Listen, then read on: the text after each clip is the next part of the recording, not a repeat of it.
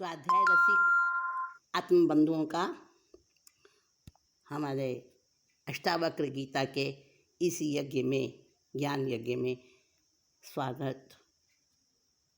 जय जिनेन्द्र, नमस्कार, अभिनंदन। अष्टावक्र गीता का आरंभ मुमुक्षु राजा जनक द्वारा पूछे गए 3 प्रश्नों से होता है।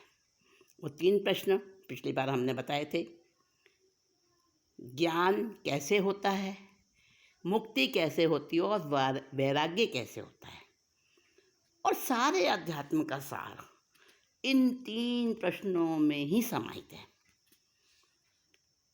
आध्यात्मिक उपलब्धि जहाँ है वहाँ वैराग्य का होना अथवा अनासक्ति का होना पहली शर्त है। और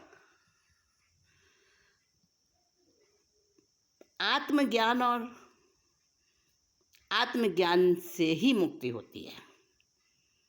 आसक्ति त्याग से होता है आत्मज्ञान और आत्मज्ञान से होती है मुक्ति, जो जीव की सबसे विशुद्ध अवस्था है, परम लक्ष्य है। जनक के 3 प्रश्नों का समाधान ज्ञानी अष्टावक्र ने 3 वाक्यों में कर दिया। और उपदेश सुनते सुनते जनक जी को वहीं आत्मानुभूति भी हो गई। कैसा अनूठा वक्तव्य रहा होगा, और जनक की कितनी पात्रता रही होगी, कितना उनकी जिज्ञासा, कितना उनका विनय, कितनी उनकी योग्यता रही होगी, इसका अंदाज़ा लगाया जा सकता है। सत्य पर इतना सूक्ष्मतम वक्तव्य आज तक अष्टावक्र के अलावा कोई नहीं दे पाया। वेद पुराण उपनिषद भी इसके सामने फीके नजर आते हैं। कृष्ण की गीता का पात्र अर्जुन है। वो विभिन्न प्रकार की मानसिक समस्याओं में उलझा हुआ है, न उसमें कर्तव्य बोध है, क्षत्रिय है, युद्ध क्षेत्र में खड़ा है, फिर भी वो उस समय कर्तव्य पद से भागना चाह रहा है, झूठी तर्क संगति देता है। कभी सन्यास की बातें करता है, कभी स्वर्ग नरक की करता है, पाप पुण्य की करता है, परंतु पात्रता उसकी उस प्रकार की नहीं मालूम देती। और कृष्ण ने सभी प्रकार के आध्यात्मिक पक्षों को समझाया, कर्तव्य बोध कराया, पर अर्जुन नए नए तर्क कुतर्क करता रहता है। और ऐसी भ्रमित बुद्धि को उसकी देखकर कृष्ण ने जब देखा सारे प्रयत्न जो हैं निष्फल हो रहे हैं, तो कृष्ण ने विराट स्वरूप का दर्शन कराया। और तब कहीं पता चला अर्जुन को, लेकिन राजा जनक अर्जुन से कहीं ज़्यादा नम्र, शुद्ध चित्त वाले, मुमुक्षु, प्रतिभा संपन्न और पूर्ण श्रद्धावान। एक भी शंका नहीं उठाई उन्होंने, ना कोई झूठे तर्क दिए। गुरु को कहते ही बस समर्पित हो गए। और गुरु जो 8 शरीर के अंगों से टेढ़े, 8 स्थानों से, ऐसे गुरु में श्रद्धा रखना बड़े जीवट का काम होगा। और वो समर्पण ही द्वार बन गया। गुरु उसमें प्रवेश कर गए फौरन, और पूर्ण बोध की घटना घट गई।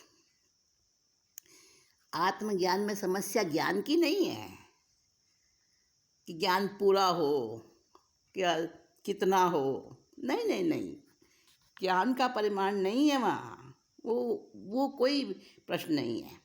वहाँ तो सुलझा हुआ मन, श्रद्धालु मन, वही जरूरी है।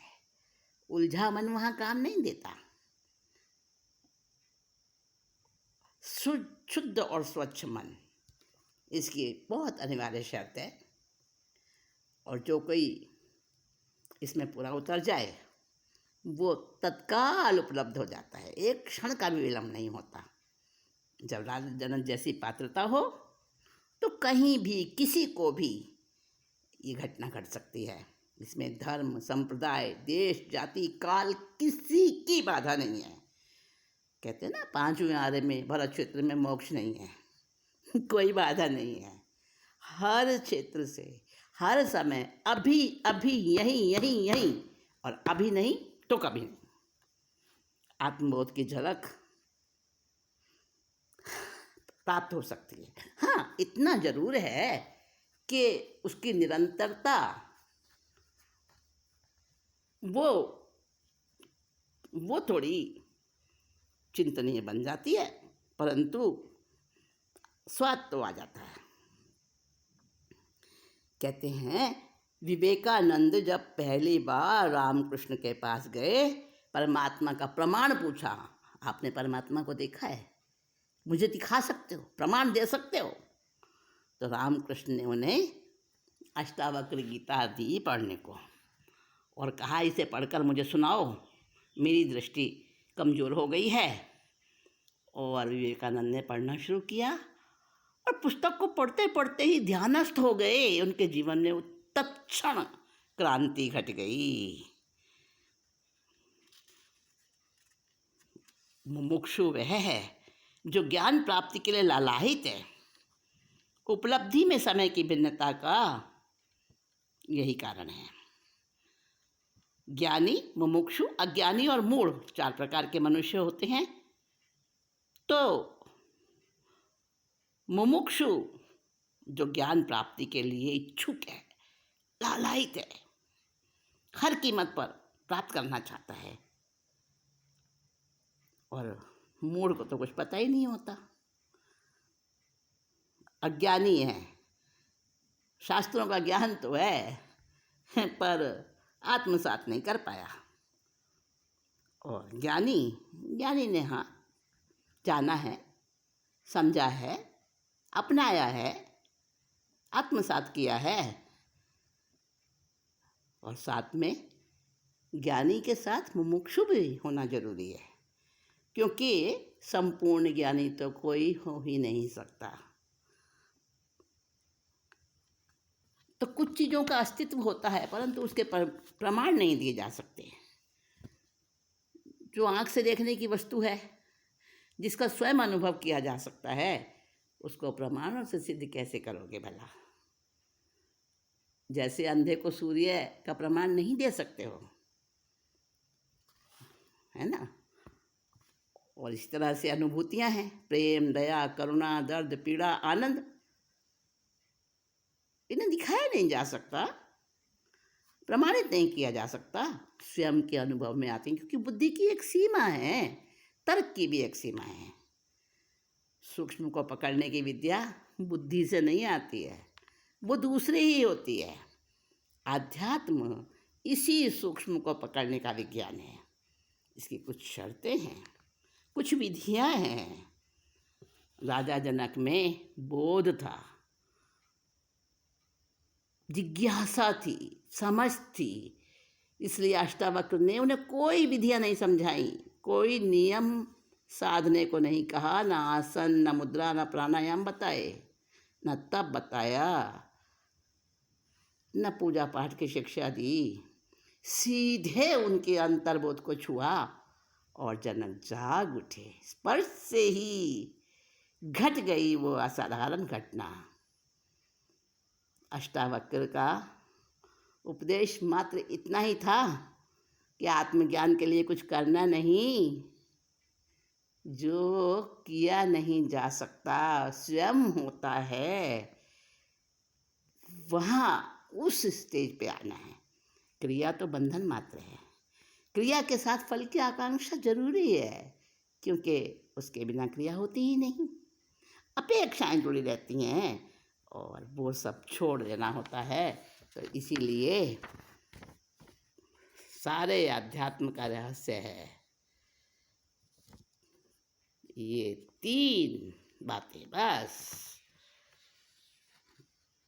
और ये 3 बातें विष के समान छोड़ दो। इन सांसारिक विषयों के प्रति जो तुम्हारी आसक्ति है, उसे विष के समान छोड़ दो। स्वयं को शुद्ध चैतन्य आत्मा जान लो, मान लो, उसमें निष्ठापूर्वक ठहर जाओ, स्थिर हो जाओ। यही है वैराग्य, ज्ञान, और यही मुक्ति का रहस्य है। सारे आध्यात्म का सार ज्ञान, वैराग्य और मुक्ति 3 सूत्रों में खोल कर रख दिया। और उसे शिष्य की पात्रता देखो, उसी क्षण जगत ने उसे ग्रहण कर लिया। जनक ने ना कोई तर्क दिया, ना कोई शंका प्रकट की, ना विश्वास, ना अपनी बुद्धि को, ना शास्त्रीय ज्ञान को बीच में अड़ाया। पूर्ण श्रद्धा के साथ इन 3 बातों को अमृत के समान पी गए। उनका पान रोम रोम से कर लिया पूर्ण श्रद्धा से। और इसके बाद थोड़ी सी मन, अहंकार, चित्त चैतन्य की थोड़ी सी बात करते हैं अष्टावक्र जी। और वो क्यों करते हैं? जैसे भोजन करने के बाद लेते ना पाचक चूर्ण वगैरह, बस उसको पचाने के लिए, सुपाच्य हो जाए, ये तथ्य है। और इतने कम मेहनत से जनक को पूर्ण आत्मबोध हो गया। अष्टावक्र जी को विश्वास तो हो गया कि हाँ, आत्मबोध को प्राप्त हो गए हैं जनक, परंतु फिर भी उनकी परीक्षा के लिए कई प्रश्न किए। और जनक की उस परीक्षा में हम देखेंगे, आगे सुनेंगे कि अष्टावक्र जी ने क्या किया। राई की ओट में वह पर्वत को छिपा दिया और फिर पर्वत को भी हटा दिया, राई को भी हटा दिया। पर्दा तो हमारी आँख पर है, आत्मा पर नहीं है। आत्मा तो खुली है, बिल्कुल सपाट, प्रत्यक्ष है, सामने है। हमें देखने की क्षमता आनी चाहिए, वैसी प्रखर प्रज्ञा, वैसी मुमुक्षा, वैसी श्रद्धा, समर्पणा भाव, नम्रता जो जरूरी है। बस वो पैमाना हमारा पूरा होना चाहिए। तो राजा जनक ने पूछा कि किस प्रकार से आत्मज्ञान हो सकता है, बताइए मुझे। और उसका जवाब दिया राजा जनक को अष्टावक्र ऋषि ने। क्या कहा? किस प्रकार से प्राप्त है होते ज्ञान, मुक्ति और वैराग्य, अष्टावक्र से जनक पूछते, करके समर्पण अहम त्याग। गुरु कहें प्रिय मुक्ति चाहो तो तज दो विषम सभी विषय, दया सत्य संतोष सरलता, अभी क्षमा का लो आश्रय। तू ना पृथ्वी है ना जल है, ना अग्न वायु है ना आकाश, मुक्ति हेतु जान स्वयं को, तू इन सभी का साक्षी खास। तू इन 5 महाभूतों से बनी हुई काया नहीं, ये 5 महाभूत भी तेरा स्वरूप नहीं। ना तू अग्नि है, ना तू पृथ्वी है, ना तू जल है, ना तू अग्नि, ना तू आकाश। तू कुछ नहीं है इनमें से, तू तो बस इनका साक्षी है, देखने वाला, जानने वाला। बस अपने उस स्वरूप को समझ। देह को यदि स्वयं से कर पृथक, चैतन्य में विश्राम ले। देह को यदि स्वयं से कर पृथक, चैतन्य में विश्राम ले, तो इसी पल शांति सुख होगा और मुक्ति बंधन से मिले। क्या इतनी बड़ी बात कह दी अष्टावक्र ने। अगर इस देह को अपने आप से पृथक कर लेगा, पृथक समझ लेगा, भिन्न जान लेगा, भिन्न मान लेगा,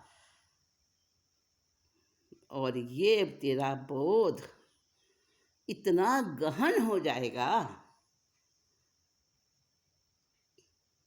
जब ऐसी स्थिति आएगी तो एक क्षण में ही तू अपने चैतन्य में स्थित होकर हर प्रकार के पर से अलग हो जाएगा। देखिए, कहते हैं कि जड़ में और चेतन में दो प्रकार की वस्तुएं हैं ना संसार में, चर अचर, चर अचर, जड़ चेतन, सजीव निर्जीव, कुछ भी कह दो। तो उनमें भिन्नता क्या है? क्या भिन्नता है उनके अंदर? आज का साइंस उठा के देखेंगे ना, तो साइंस क्या कह रहा है कि जो जरूरी तत्व पत्थर के ऊपरी परत में होते हैं, यानी पत्थर में होते हैं, निर्जीव चीज़ों में होते हैं,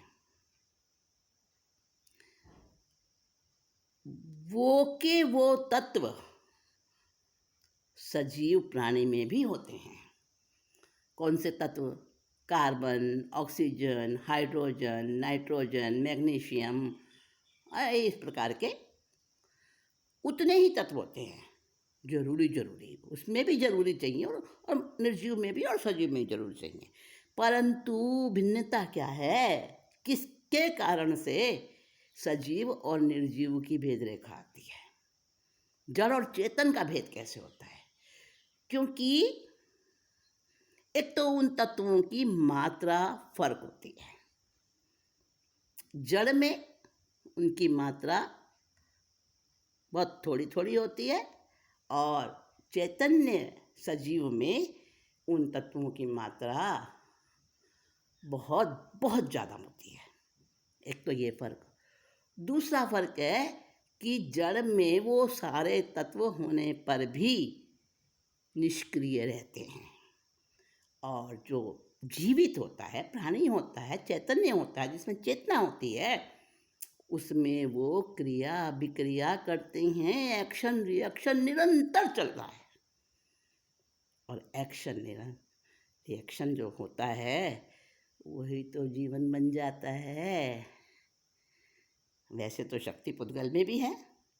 अगर पुद्गल में शक्ति नहीं होती तो क्यों तबाही मचाता परमाणु बम, हाइड्रोजन बम, है ना? शक्ति तो है उसमें, परंतु उसकी शक्ति जड़ है। और चेतन की शक्ति, उसको तो कहना ही क्या। एक ही बात से सोचे हम, हमारी आत्मा में कितनी शक्ति है, कितनी शक्ति है। देखिए, हर समय जो टाइम की स्मॉलेस्ट यूनिट है, छोटे से छोटा, जिसका कोई विभाग नहीं हो सके दूसरा, वो है समय। एक समय, प्रत्येक समय में हम ले भी रहे हैं, ग्रहण भी कर रहे हैं, विसर्जन भी कर रहे हैं, बांध भी रहे हैं, निर्जरित भी कर रहे हैं, परिवर्तन भी हो रहा है कर्मों का, आहार भी ग्रहण कर रहे हैं, भाषा बोल रहे हैं, पुद्गल ग्रहण कर रहे हैं, भाषा के वो भी छोड़ रहे हैं, ले रहे हैं, हर एक क्षण श्वासोश्वास ले रहे हैं, छोड़ रहे हैं। शरीर में कितनी सारी क्रियाएं हो रही हैं, अलग अलग सिस्टम काम कर रहे हैं, सब कुछ हो रहा है, और उन सब के हमारे जानते या अनजान रहते भी वो क्रियाएं तो नहीं रुक रही हैं। और वो क्रियाएं किसकी साक्षी में हो रही हैं? एक आत्मा की साक्षी में। एक जो मेरा स्वरूप है, जिस सर्वशक्तिशाली जो मेरा, उसके अंदर कितनी पावर है, कितना सब कुछ है उसके अंदर। हमने कभी उससे जुड़ने की कोशिश नहीं की, जानने की कोशिश नहीं की। और लंबी चौड़ी बात में जान ना जाए, सांस जो सोते में भी आता है, बेहोशी में भी आता है,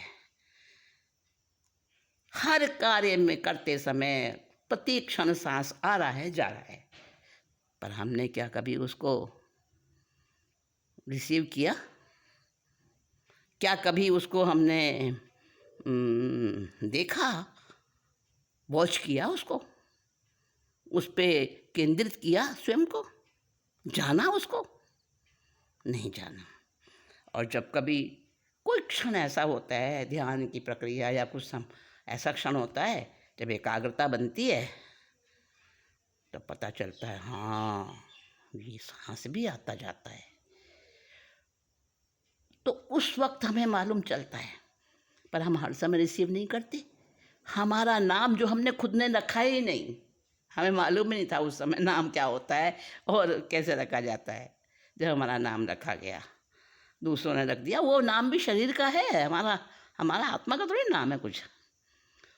तो उस नाम का हमने कितना कितना उसको हमने कैसे उसको ग्रहण किया है, कैसे रिसीव कर लिया हमने उसको।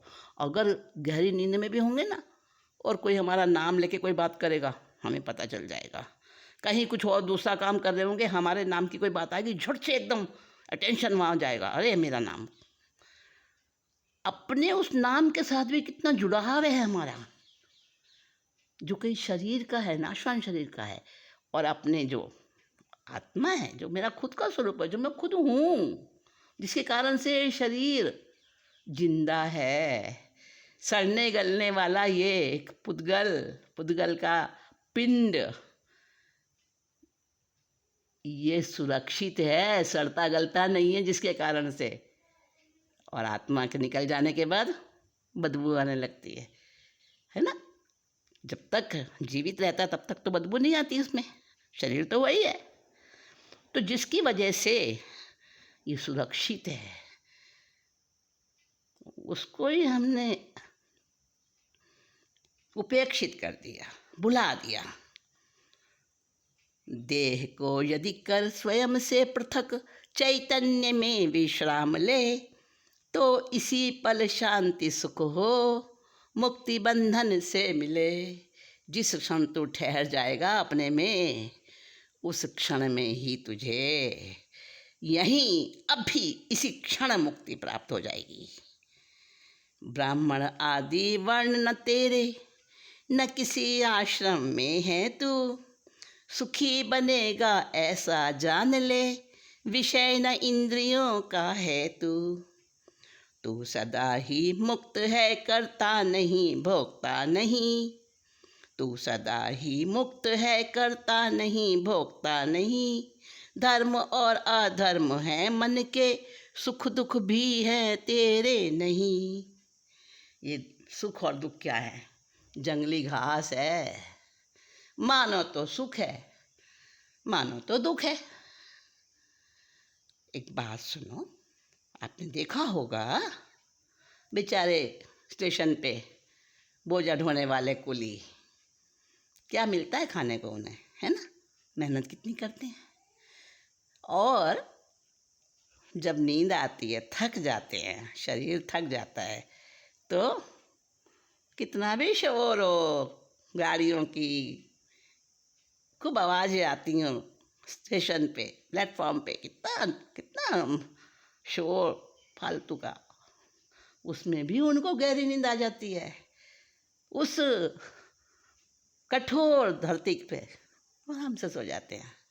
और एक वो बढ़िया बढ़िया साधन है, सब हर चीज़ है उसके पास, गद्दे बिछोने, मुलायम से मुलायम, वातानुकूलित कमरे हैं, सुगंधित पदार्थ हैं, हर तरह के साधन। अब नींद नहीं आती, हाँ नींद नहीं आती, तो उसने उसको उन सब में भी दुख है। और उसने जो बेचारा मेहनती है, वो हर हाल में उसको आराम से नींद आ जाती है, उसको सुख है, सो रहा हूँ, सुख से सो रहा है, बड़ी बड़ी अच्छी नींद आ रही है ना, साउंड स्लीप। तो सुख और दुख मन के मानने पर हैं। आधा गिलास दूध का भरा है, एक ने कहा अरे क्या करना है पीकर, आधे गिलास से क्या होगा। और दूसरा कह रहा है अरे आधा गिलास मेरे को मिल गया, वाह, एक बूंद दूध भी नहीं मिलता लोगों को, तो मुझे तो आधा गिलास मिल गया। मानने से ही तो है, और क्या है। तू सदा ही मुक्त है, करता नहीं भोगता नहीं। धर्म और अधर्म है मन के, सुख दुख भी तेरे नहीं। समझा रहे हैं अष्टावक्र। एक तू है सबका दृष्टा, मुक्त बंधन से सदा। एक तू है सबका दृष्टा, मुक्त बंधन से सदा। अन्य को तू मान दृष्टा, बस यही बंधन तेरा। तूने मान लिया है, बस ये तेरी जो भ्रांति है ना, मानी हुई भ्रांति, यही तो बंधन है तेरा। तू कोई नहीं बंधा हुआ, तूने बस मान लिया है कि मैं बंधन में हूँ। और तू एक ही दृष्टा है, बस दृष्टा और कोई है नहीं। और तूने दूसरों को दृष्टा मान लिया। तू तो कुछ कर ही नहीं सकता, क्योंकि आत्मा तो निर्लेप है। ना वो खाती है, ना वो कुछ करती है, पर में तो वो जा ही नहीं सकती। एक द्रव्य दूसरे द्रव्य का तो कुछ कर ही नहीं सकता। पुद्गल द्रव्य अलग है, आत्म द्रव्य अलग है, दोनों अलग अलग हैं। तो एक द्रव्य दूसरे द्रव्य में कैसे जाएगा, कैसे बंधन करेगा उसका? कर ही नहीं सकता। वो तेरे हाथ की बात है ही नहीं, सामर्थ्य ही नहीं है। और तूने मान लिया मैं बंधन कर रहा हूँ, बस। मान नहीं तो गलत है। करता हूँ मैं, दंशित हुआ तू इस कराल भुजंग से। मैं न करता, पीले अमृत के समान विश्वास ये। वाह, कितनी बढ़िया बात कह दी। मैं करता हूँ, तूने ऐसा मान लिया। दंशित हो गया तू, डसा गया तू। किससे? ये जो तेरी भ्रांति मान्यता है ना, भ्रांत मान्यता कि मैं करता हूँ, मैं करने वाला हूँ, इस भयंकर सांप से। भुजंग कहते हैं सांप को। दंशित हुआ तू इस कराल भुजंग से, तू इस भयंकर जहरीले सांप से डसा गया है। कौन सा दंश कौन सा दंश है? मैं करता हूँ, मैंने किया। बस ये जो तेरा भ्रम से जो तूने मान लिया, आरोपित कर लिया अपने आप को कि मैं करता हूँ, बस यही तेरी गलती है। इसके लिए उस जहर को उतारने के लिए अमृत पीना होगा। कौन सा अमृत? मैं करता नहीं, मैं हो ही नहीं सकता करता, कर ही नहीं सकता। मैं दूसरे किसी कर्म, किसी द्रव्य में मैं कुछ कर ही नहीं सकता। मैं न करता, पी ले अमृत के समान विश्वास ये। बस इस विश्वास को तू अमृत जैसा पी डाल, अंदर में उतार ले। ऐसी बात समझो जैसे एक कोई क्राइम सीन है और वहाँ पर कोई व्यक्ति हाथ में रिवॉल्वर लेके और दूसरे को मारने की तैयारी है। ठीक है, बहुत गुस्सा आ रहा है उसको, बड़ी अंदर में वैर की भावना, सामने वाले को मारने के लिए तैयार है। अब उसने ट्रिगर दबा दिया रिवॉल्वर का, गोली भी चली और वो व्यक्ति भी मर गया। अब वो ये सोचेगा ना कि मैंने मारा, हाँ मैं कातिल हो गया, मैंने क्राइम कर दिया, मैं हत्यारा हो गया। लेकिन असलियत कुछ और है। किसी तीसरे व्यक्ति ने उसी समय आकर अपने रिवॉल्वर से गोली चला दी और उसकी गोली से वो मारा गया। और जो मारने के लिए अपने को उत्तरदायी मान रहा है, उसकी गोली तो कहीं जाके अटक गई दूसरी किसी दीवार में, किसी पेड़ के तने में। जब वहाँ पर जांच हुई तो पता चला कि जो उस मरने वाले के शरीर से जो गोली निकली, जब डॉक्टर ने निकाली उस गोली को पोस्टमार्टम करने में, तो वो गोली का जो साइज़ था वो पिस्टल का साइज़ अलग था। अरे भाई, इसकी पिस्टल से गोली है ही नहीं, ये निकली नहीं, ये गोली तो कुछ और है। तो ये कातिल, पर वो मान रहा है अपने को कातिल, हाँ मैंने ही हत्या की है। अब बोलो, हत्या उसने नहीं की ना, पर झूठी मान्यता पाल ली। सच्चाई उसके सामने है, बता रहे हैं, समझा रहे हैं उसको, पर वो माने बैठा है नहीं नहीं, मैं सजा का हकदार हूँ, मैंने गोली चलाई और मेरी गोली से ये मरा। ऐसे ही हम नहीं कर रहे, हम कर ही नहीं सकते, हमारे में सामर्थ्य नहीं है। जब रेत के अंदर तेल निकलने की सामर्थ्य नहीं है, कितना भी पी लो रेत को, पीलते जाओ, क्या उसमें से तेल निकलेगा? नहीं ना, क्योंकि उसमें है ही नहीं। और तिलों को पेलोगे, सरसों को पेलोगे तो तेल निकलेगा, क्योंकि उसके अंदर में रहा हुआ है। तो जब सामर्थ्य ही नहीं है, अंदर में है ही नहीं वो चीज़, तो कहाँ से कार्य हो जाएगा? तू कर ही नहीं सकता। आत्मा में वो सामर्थ्य नहीं है, एक द्रव्य दूसरे द्रव्य का कर ही नहीं सकता कुछ भी। तो तूने ये भ्रम पाल लिया, करता हूँ मैं, दंशित हुआ तू इस कराल भुजंग से, मैं न करता, पीले अमृत के समान विश्वासी। जला गहन अज्ञान को सुखी शोक विरहित तू बने। जला गहन अज्ञान को सुखी शोक विरहित तू बने। एक विशुद्ध हूँ बोध में, इस निश्चय रूपी आग में जला दे। कौन सी आग में? मैं तो बस ज्ञान हूँ, विशुद्ध बोध हूँ बस मैं तो, और मैं कुछ हूँ ही नहीं। कैसे समझा रहे हैं अष्टावक्र जनक को, और जनक उसको पीते जा रहे हैं, उतारते जा रहे हैं रोम रोम में। बड़ा ही आनंददायी है ये संवाद, लेकिन इसको यहीं विराम देना पड़ेगा। अगली बातें